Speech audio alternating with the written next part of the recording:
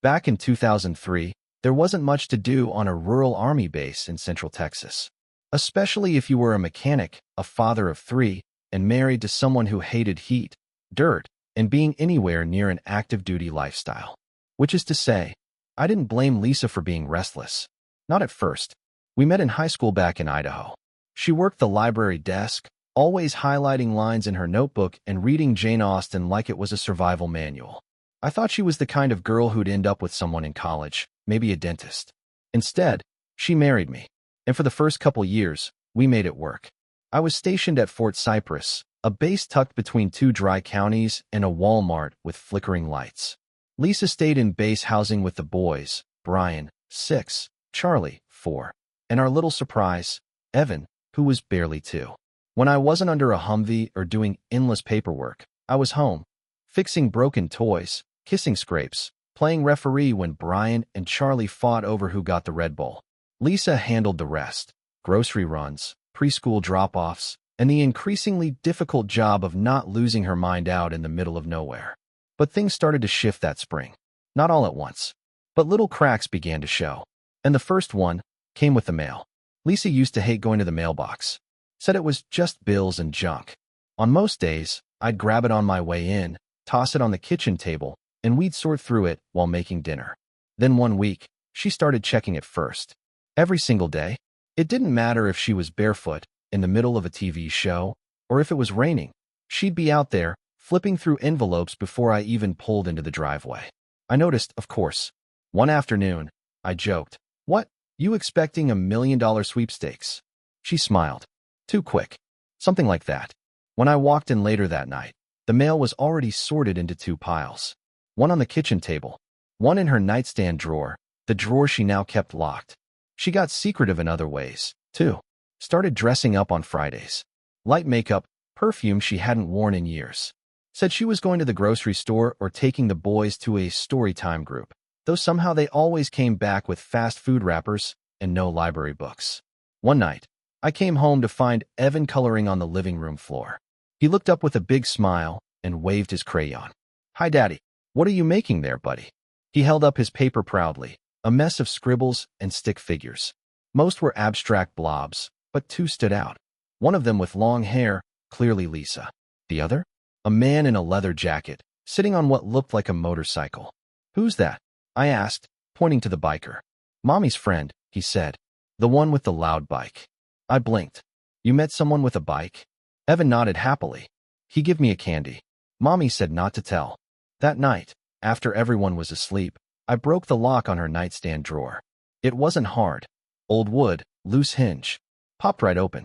Inside were at least 2 dozen envelopes. Cream-colored. Handwritten. Tied together with a red ribbon like something out of a movie. I untied them. The handwriting was neat. Slanted. Mail. Each letter began the same way. "Lisa, thinking of your smile today." Some were just a few lines. Others, full pages. I read one. Then another. Then another. They talked about the books she liked. Her favorite music. Jokes about the dumb army boys who didn't know how to appreciate her. One letter closed with, "You're more than a daydream now. I can still feel your arms around me. Next ride's coming soon." None of them were signed with a full name. Just M. I didn't sleep that night. I sat at the kitchen table and read every letter while the dishwasher hummed in the background. I thought about all the Friday afternoons she came home with red cheeks and fast food. All the nights she told me she was just tired. All the new perfume. And I thought about Evan. Too little to understand what he'd seen, but just old enough to remember it. The next day, I didn't say anything. Instead, I waited. Watched. Measured. Lisa was chipper that morning. Said she was going to take the boys to the park. "Just us," she said. "We need some air." I kissed them all goodbye and told her to drive safe. Then I followed her. I stayed 2 cars behind. Kept my distance. She didn't go to the park. She drove past it. Out to a diner just off the main road. She parked in the back lot. 10 minutes later, he showed up. Black jacket. Helmet under his arm. Big silver Harley. He slid into the booth across from her. I didn't go inside. Didn't throw open the doors or make a scene. I just sat in my car, gripping the steering wheel, watching them laugh through the window. When she came home 3 hours later, she acted like nothing happened. Pulled the boys out of the back seat, unpacked snacks, laid out their jackets. That night, I slipped her stash of letters back into the drawer. She never knew I found them. Not yet. But I had a plan. If Lisa wanted to write love letters, then I'd write one of my own. Just one. A final one. After I saw them at the diner, I didn't follow Lisa anymore. I didn't need to. The facts were clear. The picture was painted. She had someone else. And not just some nameless fling, either. This was someone with a motorcycle, someone she let near our kids, someone who wrote letters like they were Shakespeare reincarnated, and she was Juliet trapped in base housing. But what I didn't know, not yet, was who he really was. Just M, the first initial, signed neat on the corner of every letter like a secret handshake. That week, I made it my business to find out what that letter stood for. I started by asking around the base. Didn't mention my suspicions. Just casual conversation. Anyone new on a bike been hanging around? Someone in logistics mentioned a guy with a loud Harley. Know who that is?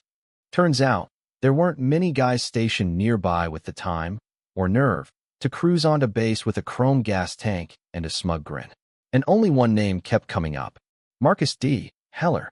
Civilian contractor. Logistics and maintenance. Mid-30s. Transferred in last winter from a base in Nevada. Nobody knew much about him except he liked to keep to himself and parked that monster of a motorcycle right outside the on-base supply depot like it was his name tag. So I waited. Friday morning came. Lisa left with Evan to get donuts. I made a stop of my own, pulled into the supply depot parking lot, and sat in my truck across from the Harley. It was unmistakable, glossy black, custom chrome handlebars, saddlebag with a patch that read, "Ride fast, leave quiet." A little ironic, considering the noise he'd made in my life.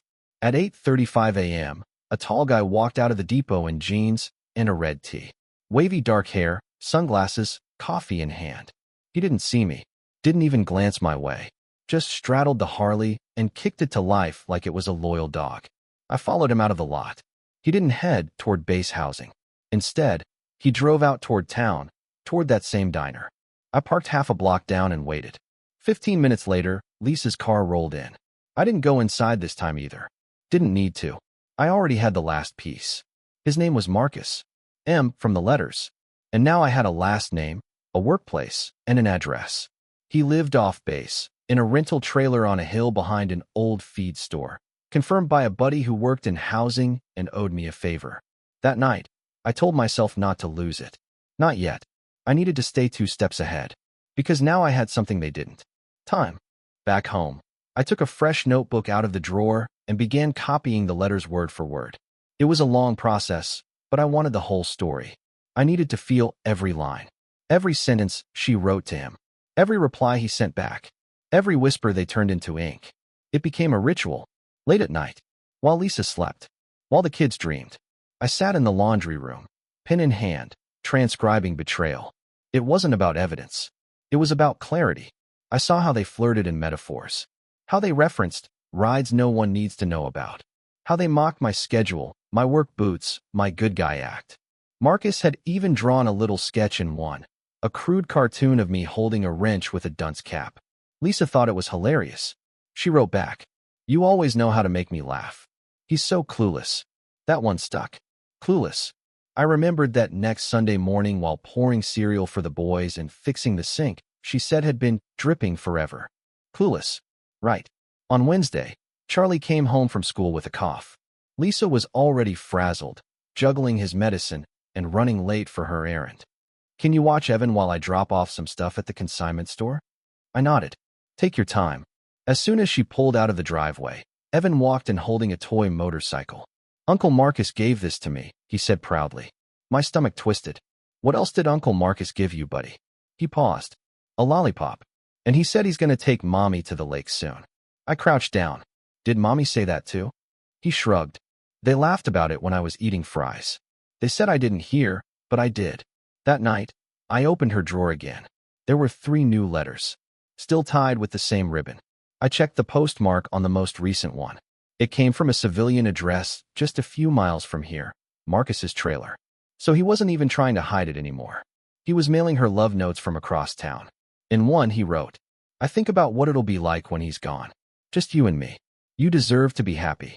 She replied, "I can't imagine you not being in my life. When I hear the bike, I smile before I even see you." There it was. Not just betrayal. Delusion. She thought this would last.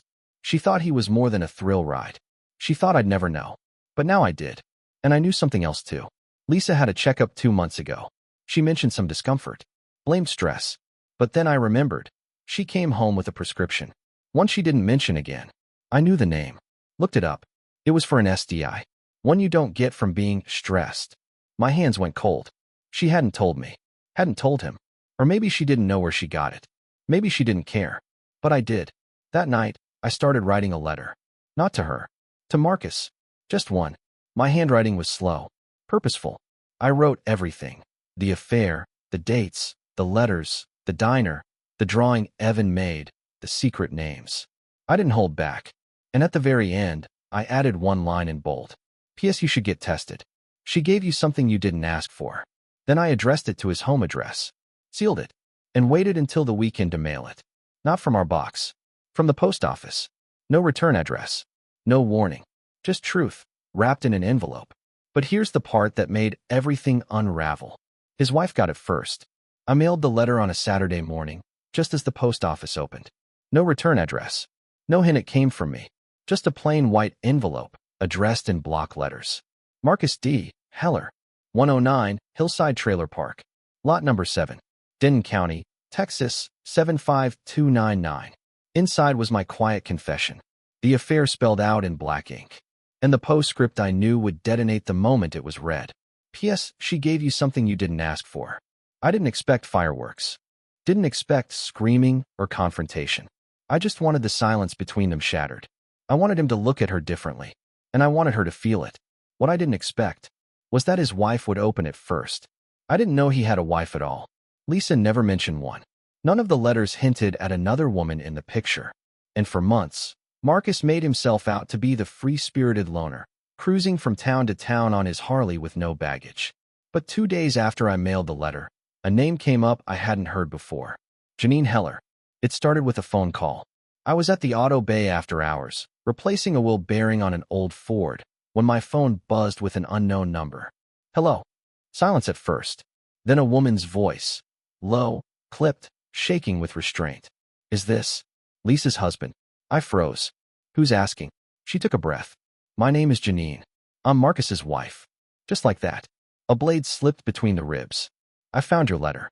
She told me everything. That she and Marcus had been married 7 years. That he'd promised this assignment in Texas would be their fresh start. That she moved down from Nevada 2 months after he started the job. That she was working at the veterinary clinic in town, while he spent his afternoons writing love letters to my wife. She found my envelope in the mailbox on Sunday. He hadn't checked it yet. She recognized the handwriting wasn't mine. Opened it. Read every word. Twice. I wanted to throw up, she said. Then I wanted to kill him. I stayed quiet. She asked, was it true? All of it. I didn't hold back. Yes. Every word. A pause. Then she said something I didn't expect. Thank you. 2 hours later, I got another call. This time from a friend of mine in logistics, stationed across base. He sounded rattled. Hey man, you hear about the fight at the trailer park? No. Some guy got kicked out of his own house. Neighbors said his wife threw all his stuff in the yard, then called security. I already knew who it was. That night, I drove past Hillside Trailer Park. Didn't stop. Just slowed down. Saw the Harley tipped on its side. Saw a duffel bag in the grass. Saw Janine standing on the porch with a cordless phone in one hand and her wedding ring in the other. She didn't see me, but I saw everything I needed to. Lisa came home late that night. She walked in, purse slung on her shoulder, hair done, lips tight. I was sitting in the living room, flipping through a car manual I'd read a dozen times. She looked nervous, like she expected something, but I said nothing, just nodded toward the boys' room. They're asleep. Okay, she said softly. Thanks. She turned to walk down the hallway, paused, then glanced over her shoulder. You're acting strange. I looked up. No stranger than you. She opened her mouth, then closed it. Walked off without another word. The next day, Lisa started acting different. Fidgety. Distracted. Checked her phone more. Looked out the windows every 10 minutes. Kept asking if anything came in the mail. She didn't mention Marcus once. Didn't dare. But I knew. The letter had landed. And whatever fantasy she thought she was living had gone up in smoke. 3 days later, Lisa came into the kitchen with tears in her eyes. Did you know? I looked up from my coffee. Know what? She sat down across from me. He's gone. Marcus. He just left. I didn't answer. She wiped her face. His wife found the letters. All of them. She's divorcing him. Said he lied about everything. More silence. She leaned in. Did you say something? I took a sip of coffee, then looked her dead in the eye. I mailed the truth. She blinked. You what? I wrote him a letter, I said flatly. Told him everything I knew. Everything Evan told me. Everything I saw. I mailed it to his house. Turns out, his wife got it first. Lisa's mouth dropped open. You had no right. I slammed my mug down. No right. You brought him into our house, Lisa. You let him give candy to our son. You hid his damn letters in your drawer while lying to my face every day. And now you want to talk about rights? She flinched. Then, in the quietest voice, I didn't think you'd find out. That hurt worse than anything. Not the cheating. Not the lies. Not the STD. But the belief that I'd stay blind. That I was dumb enough to never see the truth. 2 days after that, I filed for separation. Took the letter stash. The copied transcripts. The photos of the motorcycle. The medical prescription she forgot I saw. Submitted it all. My lawyer looked at me like I was the most prepared man he'd ever met. I want full custody, I said. You've got a shot, he replied. A good one. By the end of the month, both Lisa and Marcus were out of jobs. Turns out, Janine didn't just kick him out. She also reported him to his contracting firm for conduct unbecoming. The base quietly revoked his access. Lisa's position at the preschool on base? Gone too. Apparently, word travels fast when your love letters end up on the kitchen table of a colonel's wife. I didn't celebrate. Didn't gloat. Just packed up the boys and got us a place off base. Small house, big yard, clean start. When the custody decision came down, the judge barely blinked. I got full custody. Lisa got supervised visitation. She didn't fight it. Maybe because she knew she'd already lost. Maybe because she was still reeling from her perfect daydream crumbling in the dirt. The last time I saw Janine was at the county courthouse. She passed me in the hallway. Stopped. Held out her hand. Thank you, she said again. For telling me what he wouldn't. I nodded. I'm sorry you had to find out that way. She smiled. Sad, but proud. I'd rather know the truth than live in his lie. So would I? The thing about betrayal is that it never hits all at once. It spreads. Like water under floorboards. You don't see it at first, not until it warps everything you thought was solid. Even after the separation papers were signed, even after I packed the boys' things into our new place off base, even after the judge granted me full custody, I could still feel it. The rot of what she'd done, and the fact that for months, I'd slept beside a woman who was writing another man love letters by hand. Lisa didn't leave town. She moved into a 2-bedroom apartment across from the laundromat, walking distance from her new job at a small resale shop. They didn't fire her officially from the preschool. They didn't renew her contract. Call it what you want, but the truth came with a whisper and a slammed door. Evan didn't understand much of what was going on. One night, a week after the move, he sat at the edge of his new bed, his little fists tucked under his chin. Is Mommy mad at me? I crouched down beside him. No, buddy. She's not mad at you. None of this is your fault. She cried when I left, he whispered. I know. Grown-ups mess up sometimes. But that doesn't mean they stop loving you. He was quiet for a while. Then he asked, do you still love Mommy? I thought about that for a long time. Then I said, I don't know if I do. But I used to. A lot. He didn't ask anything else. He just nodded, like he understood in the way kids do, not in words, but in the silence between them. Charlie and Brian handled things differently. Charlie, being the middle kid, became clingy. He followed me around the house, always needing help with his homework or just wanting to be nearby. Brian, at 6, tried to act like none of it bothered him. He made jokes, threw himself into soccer. But every now and then, I'd catch him staring out the window, and I knew he was wondering why things had to change. I didn't know how to explain it to them. Not fully. So I gave them what I could. Routine, safety, and truth, as much as they were ready for. A few weeks after the dust settled, I opened the last drawer in the moving box labeled bedside. Inside was the bundle of letters, still tied with the red ribbon. I almost threw them out. But something stopped me. Not out of nostalgia. Not forgiveness. Curiosity.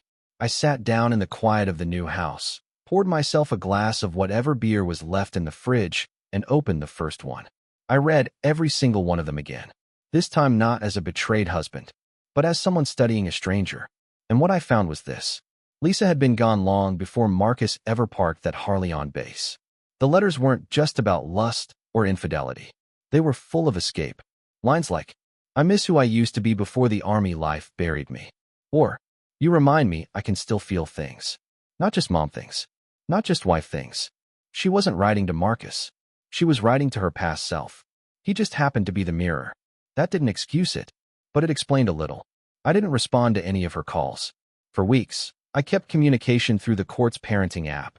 Drop-offs, pickups, schedules. That was it. But one afternoon, while picking up Evan from her place, she stepped outside and handed me a small envelope. "Not a letter," she said. "Just something I needed to say." I didn't open it in front of her. I waited until the kids were asleep that night. Inside was a single sheet of paper. Not handwritten, typed. She knew better now. It read, "I never thought you'd leave me. Not really. I thought you'd yell, get angry, and maybe sleep on the couch for a while. But I thought you'd always come back. But you didn't. And that's when I realized I never really knew you. And you never really knew me. We built a life around roles, not connection. And I didn't have the courage to admit that out loud. I know saying sorry isn't enough. I just hope, one day, you'll believe that I was more than the worst thing I did. Lisa." I folded it quietly. Didn't respond. What could I say? I had believed she was more. That's why it hurt so much when she became less. Weeks turned into months. The boys started adjusting. We fell into rhythm. On weekends, we built things. Birdhouses. A tree swing. Once, even a soapbox car out of scrap wood. It was messy. Loud. Perfect. There was laughter again. Not forced. Real. One night, as I tucked Evan into bed, he mumbled, "I like our new house." "Yeah." He nodded sleepily. "It feels happy." I went back to the letters one more time. Not to read them. To burn them. One by one, I fed them into the fireplace. Watched the words curl and blacken. Until only ash remained. Then I threw away the ribbon, too. I wasn't keeping relics. I was clearing space.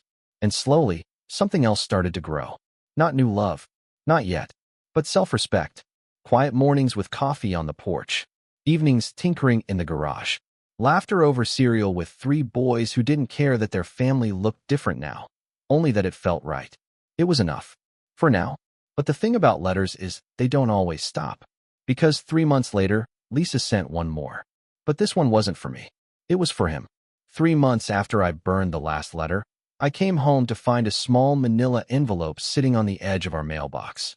No stamp. No return address. Just handwriting I hadn't seen in a while, but instantly recognized. Lisa. It wasn't addressed to me. It was addressed to Marcus Heller. I stood there for a while, holding the envelope like it was ticking. It was sealed. Light. Probably just a few pages. But heavy in a way no paper should be. I glanced over my shoulder. The kids were playing in the yard.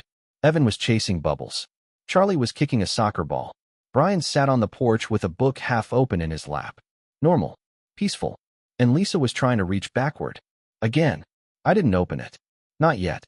Instead, I tucked it into the top drawer of my toolbox in the garage, behind the box of fuses and an old spark plug I hadn't thrown out.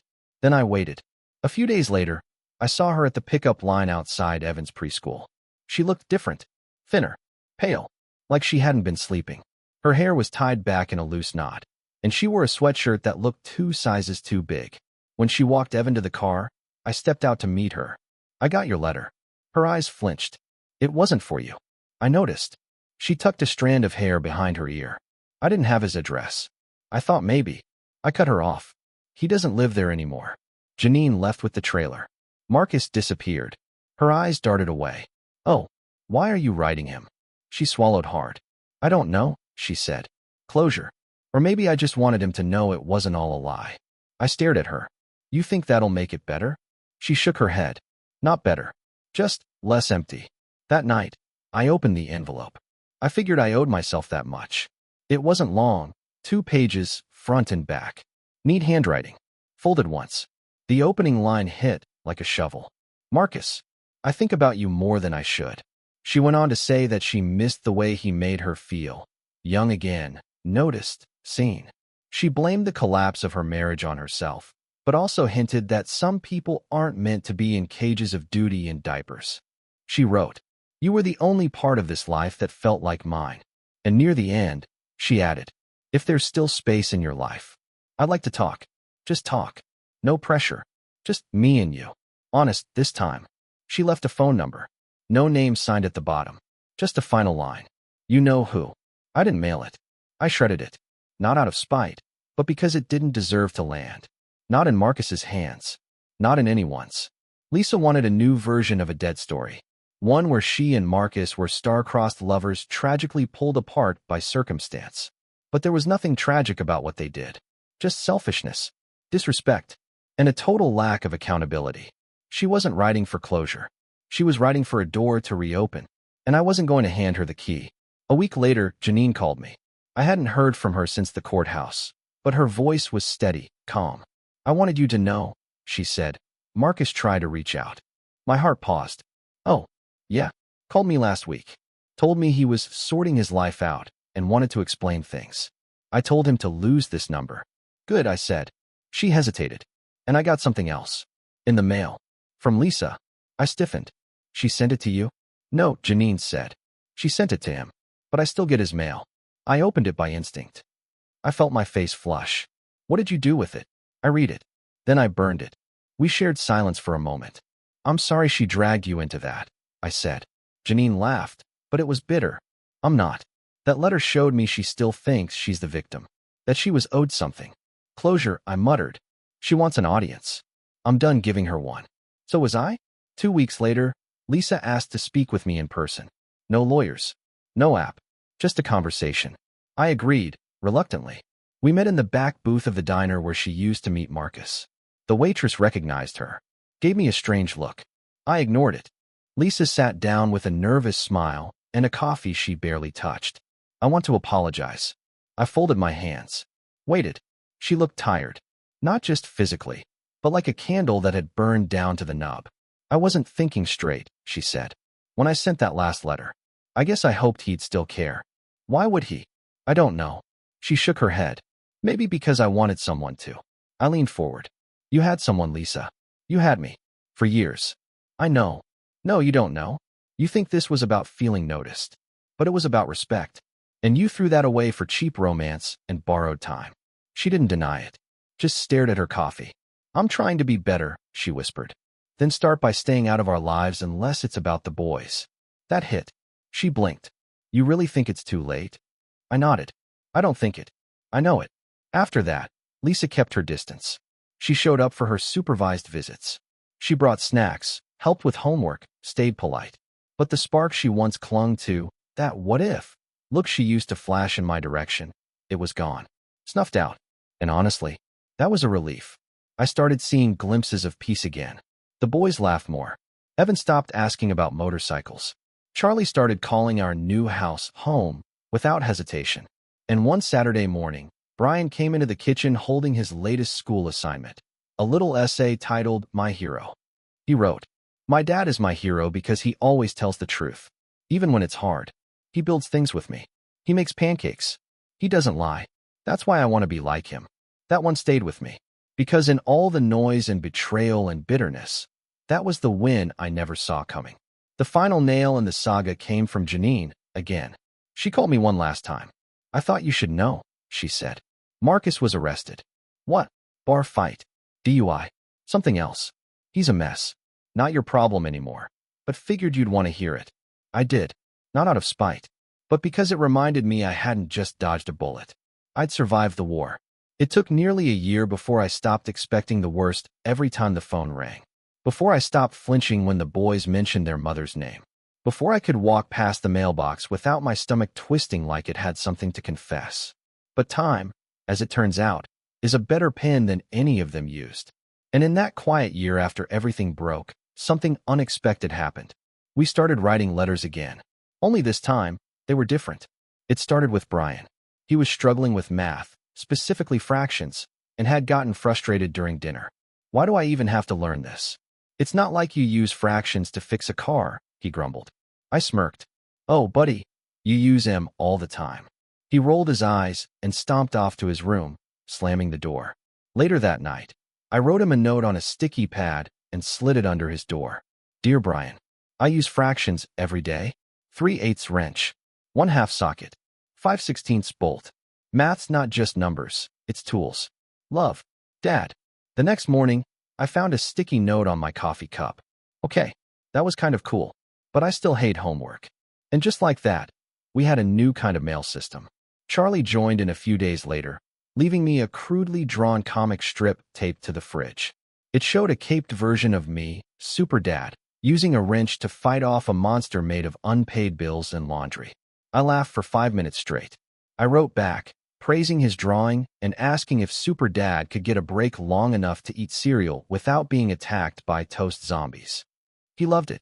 Evan got into it too, in his own way. He left me napkin drawings, hearts and stick figures, and smiley faces labeled Dad with arrows pointing to them. Sometimes he'd tape them to my steering wheel so I'd see them before driving to work. They meant more than they'll ever know. Lisa still had her court-ordered visitation, but it was supervised and limited. She rarely asked for more. I think she understood now that what was broken couldn't be rebuilt. Her boys were growing, learning, laughing, and they weren't asking questions like they used to. They had answers now, not the kind shouted in anger, but the kind given with consistency. It's funny, the love letters she used to hide, they were full of what she thought she needed. But these new notes, the ones passed on sticky pads and lunchbox napkins, they were the ones that actually mattered. One Sunday morning, we were out in the garage building a shelf when Brian looked up and asked, "Do you ever miss being married?"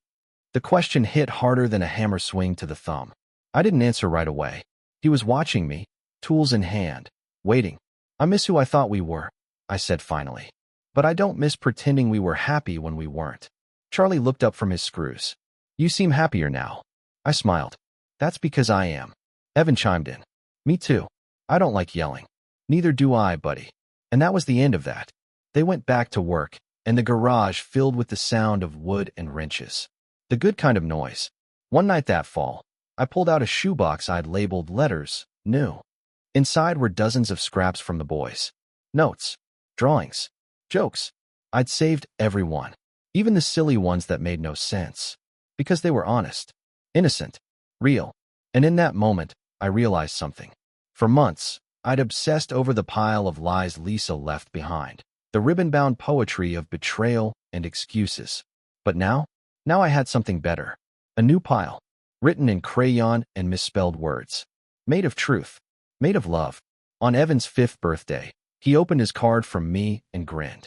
Inside, instead of just happy birthday, I wrote, "To my best little builder, who teaches me every day that families can be stronger after storms.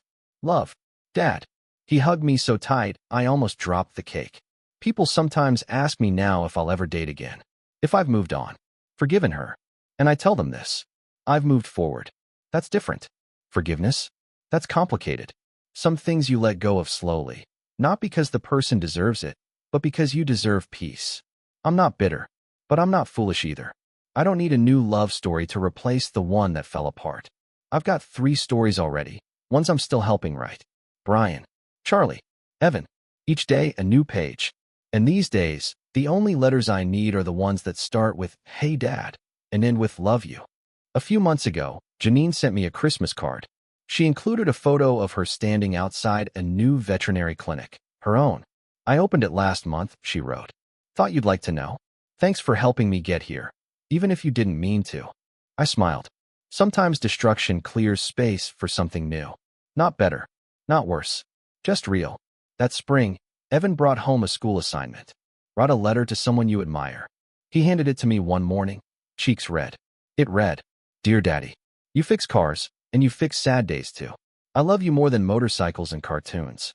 I hope I'm a good dad like you someday. Love, Evan." I hugged him so hard he squeaked. And that's when I knew. The past was behind us. The lies, the cheating, the heartbreak, all buried. Because the truest letters, the ones that last, aren't about passion or secrets. They're about presence. And I was finally present. For them. And, maybe for the first time in a long while, for myself. Subscribe to the channel